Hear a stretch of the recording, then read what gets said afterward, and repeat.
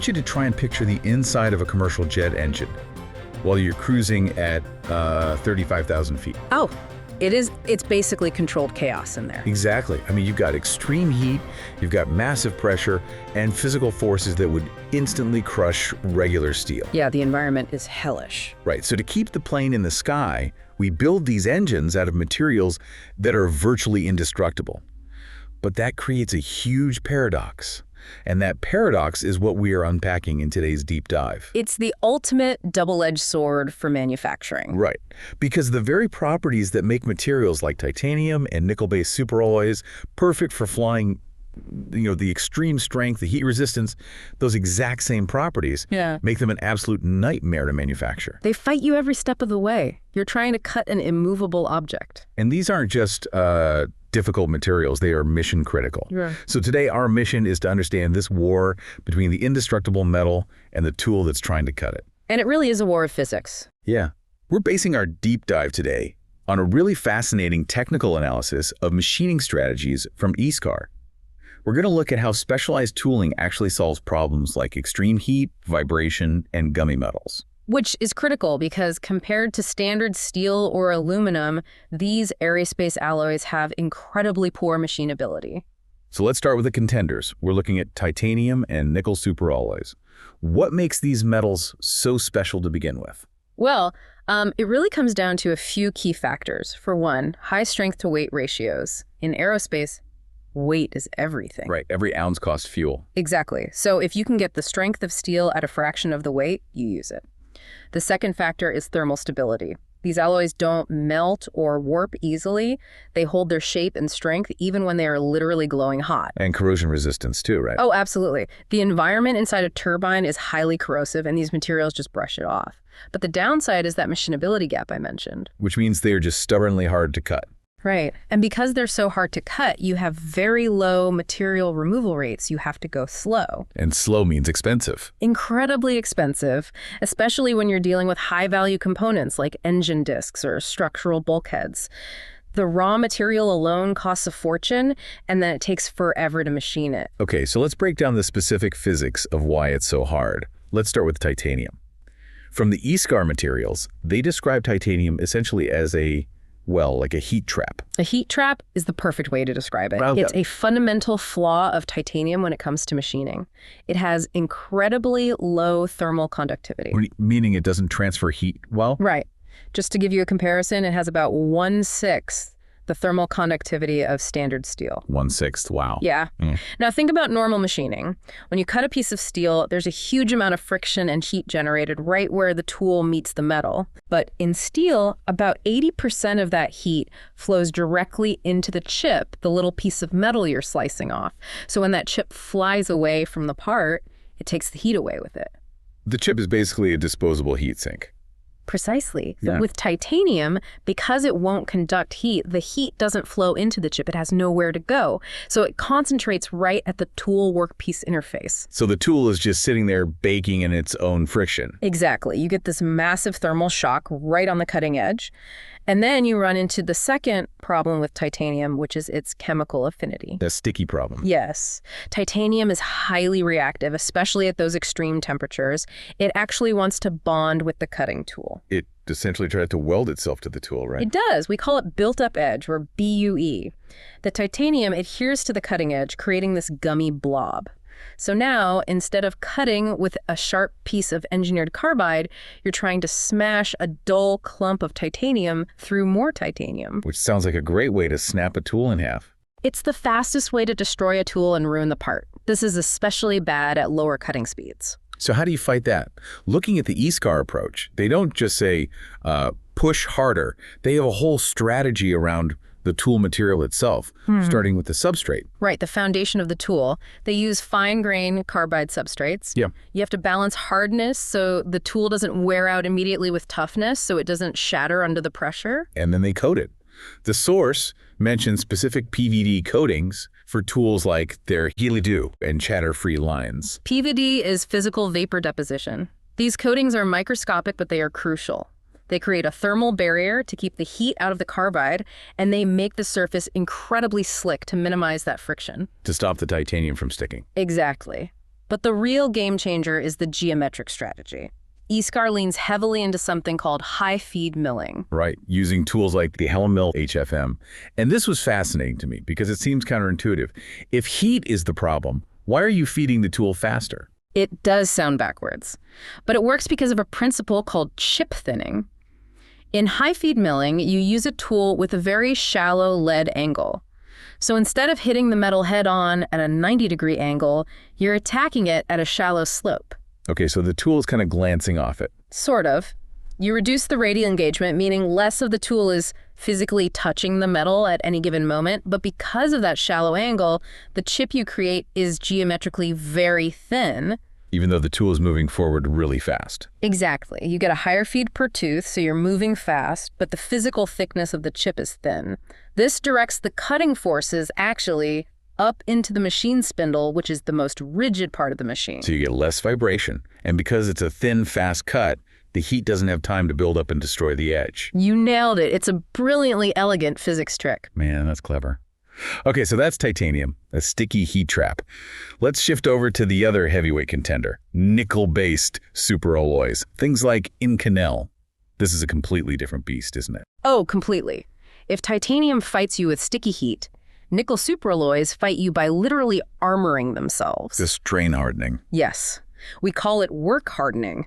When you apply stress to a nickel superalloy, like when a cutting tool strikes it, the molecular structure of the metal actually deforms and hardens in response. That is wild to me. It's like non-Newtonian fluid, but for solid metal. It's a great analogy. As you try to cut it, the material ahead of the cut physically becomes harder than the rest of the block. So if your tool rubs the metal instead of shearing it cleanly, you're in huge trouble. Because that rubbing action instantly hardens the surface. The next time the cutting edge comes around, it's hitting a localized hardened shield.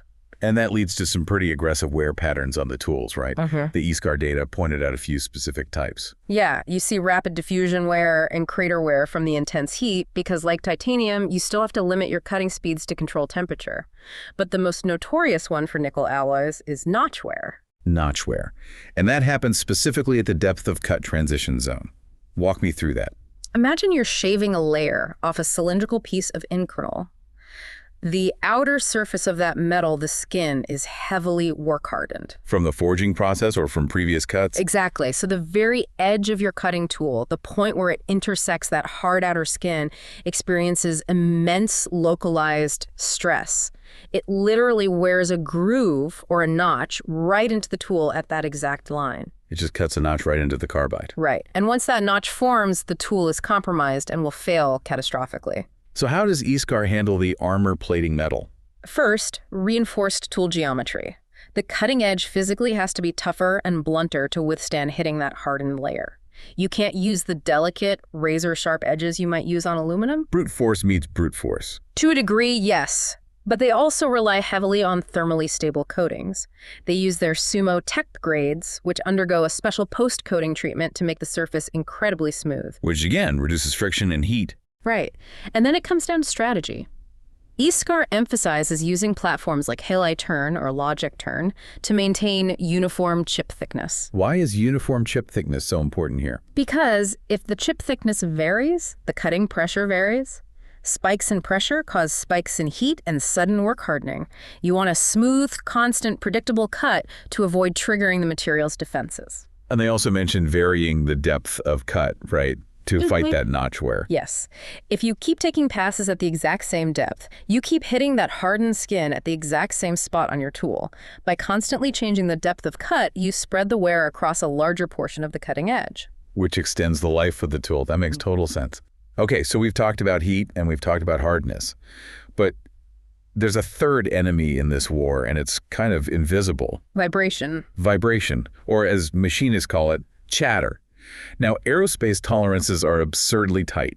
The source material notes tolerance bands of plus or minus 5 to 10 micrometers. 10 micrometers is roughly a tenth of the thickness of a human hair. Just completely unforgiving. And to make it worse, many of these aerospace parts have these incredibly thin walls or really complex, flimsy shapes. Right. Think of a turbine blade. It's essentially a thin, twisted piece of metal. It's not a solid block. So when you hit it with a cutting tool, it wants to bend, it wants to deflect. And it wants to vibrate. Yes.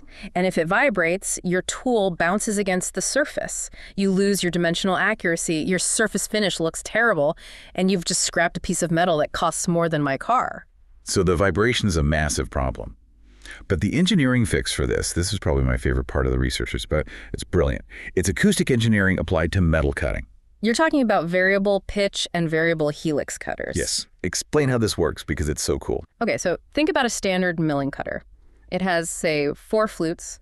The cutting edge is spaced perfectly evenly around the tool. 90 degrees apart. Right. So as that tool spins at a constant RPM, those flutes strike the metal in a perfect, steady rhythm, whack, whack, whack, whack. A completely even tempo. Exactly. Now, every object has a natural frequency, a harmonic resonance. If the rhythm of those cutting flutes hitting the metal matches the natural frequency of that thin-walled part, you get harmonic resonance. Yes. The vibration amplifies. It's called regenerative chatter. The tool bounces, which leaves a wave in the metal, and then the next flute hits that wave and bounces harder. Within seconds, the machine is screaming and the part is ruined. It just builds on itself. So ISCAR's solution is to break the rhythm. That's exactly what they do. With tools in the chatter-free and Healy-Mill families, they vary the pitch, the spacing between the flutes, and they vary the helix angle, which is the twist of the flute along the body. So the flutes are no longer evenly spaced. Right. So now, as the tool spins, the impacts are arrhythmic.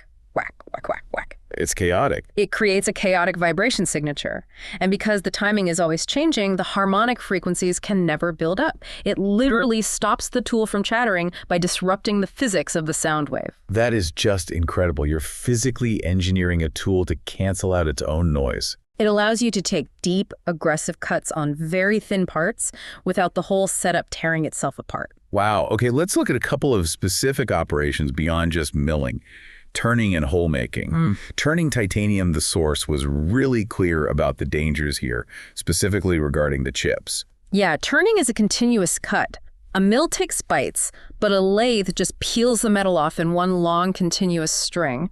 And because titanium is so tough and ductile, It doesn't want to break. no, it forms these long, incredibly sharp, stringy chips. They call them bird nests. And they just wrap around everything. They wrap around the tool, the workpiece, the chuck. They can scratch the final surface finish of the part, which ruins it, or they can literally catch on fire. It's a massive hazard. So you have to force the chip to break. Right. And you do that with very rigid insert geometries that have aggressive chip breakers, physical ridges molded into the cutting face that force the chip to curl back on itself until it snaps. ISCAR uses systems like jet cut and logic turn for this. And jet cut incorporates coolant, right? But not just a trickle of water. High pressure coolant. This is critical. You're firing a jet of coolant at 70, sometimes 140 bar of pressure, aimed precisely at the cutting zone. So it's like a pressure washer on steroids. Exactly. The kinetic energy of that coolant jet actually acts as a hydraulic wedge. It hits the underside of the chip, forcing it up and breaking it instantly, while simultaneously blasting the heat away from the tool.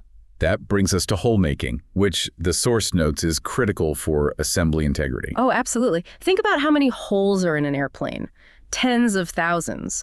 And every hole is a potential stress riser. If you have a poor surface finish inside a hole, that's where a fatigue crack is going to start. And bad holes bring down airplanes. They do. So when you're drilling into these superalloys, the heat trap problem is magnified 100 times because you're down inside a hole. The heat has absolutely nowhere to go. So you can't just spray coolant from the outside. No, it'll never reach the tip of the drill. The chips block the way. That's why tools like the Sumo Cam and the Logic 3 Cam and Tri-Deep exist. These use internal coolant delivery. Yes, they have coolant channels running directly through the solid body of the drill. The coolant blasts out right at the cutting edges at the bottom of the hole. It flushes the chips up and out the flutes. And keeps the tip from literally melting into the titanium. It is absolutely non-negotiable for aerospace drilling. Okay, so we've covered the physics, the heat, the work hardening, the vibration. But I want to pivot to the strategy because there was a real aha moment for me in this research. The economics of speed. Yes, because intuition tells you if you want to make parts cheaper, you run the machines faster. Time is money. But the ISCAR philosophy says the exact opposite for these materials. It goes back to something called the Taylor tool life equation. Right. The relationship between cutting speed and tool life is not linear. It's exponential. Meaning if you push your cutting speed 10% past the sweet spot, your tool doesn't just die 10% faster. Its lifespan might drop by 50%, or it might just instantly shatter. So pushing the limit is incredibly punishing. Exactly. So ISCAR's core philosophy here is predictability is greater than maximum theoretical life, or maximum speed. Process reliability. Yes. When you are machining a jet engine component, sudden tool failure is catastrophic. You do not want a carbide drill snapping off inside a $70,000 turbine disc. Because then the disc is scrapped. Right. So you actually reduce your cutting speed. The source states that dropping cutting speeds by just 10 to 20% in superalloys can lead to substantial, massive improvements in tool life. You slow down, go faster. You slow down to be predictable. It is far better to know that an insert will reliably last for exactly 45 minutes of cutting, every single time. Because then you can plan for it. Yeah. You program the machine to stop at 40 minutes, you swap a fresh insert in, and you keep going. Exactly. No surprises, no scrap. And they prove this in the case study they included. Yeah, let's talk about that case study. It was a titanium structural component, right? Right.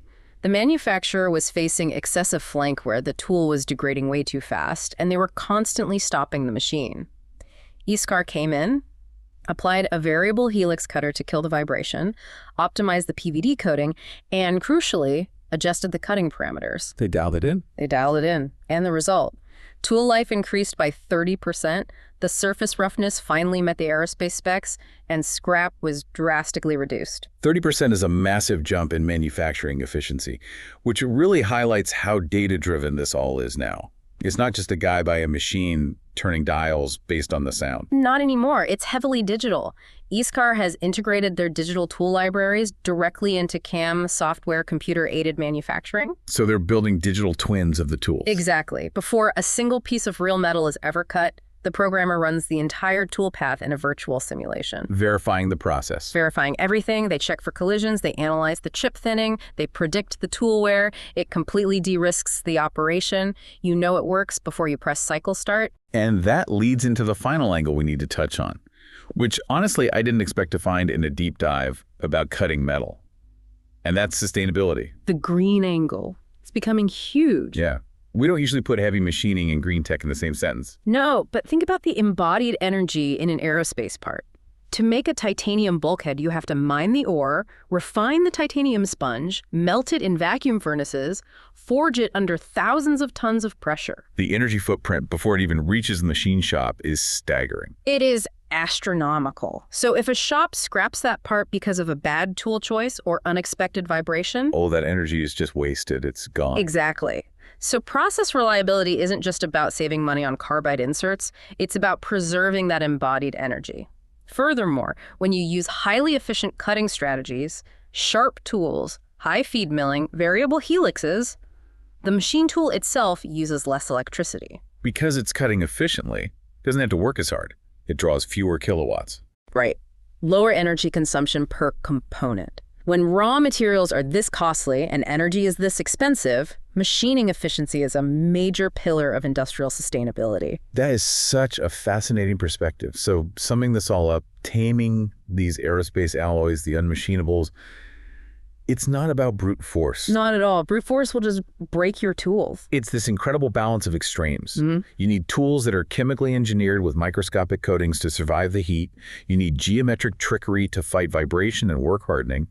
And you need the restraint to prioritize predictability over raw speed. It's finesse. Extreme, data-driven finesse. It really is. You know, I've got to say, going through this source material completely changes how I look at airplanes. Oh, absolutely. The next time I fly, I'm not just going to be thinking about the thrust of the engine. I'm going to be thinking about the microscopic PVD coating on a variable helix end mill that made those turbine blades possible without melting the factory down. It's the hidden tech. The engine gets all the glory, but it's a monument to the tooling engineers who figured out how to actually carve it out of solid rock. It's incredible. Now, here's a thought for you listening to take away. We've talked about how hard we have to push our tooling to cut today's superalloys. But material science isn't stopping. They are developing alloys right now that are even more heat resistant, even tougher. So the question is, at what point do materials become truly unmachinable?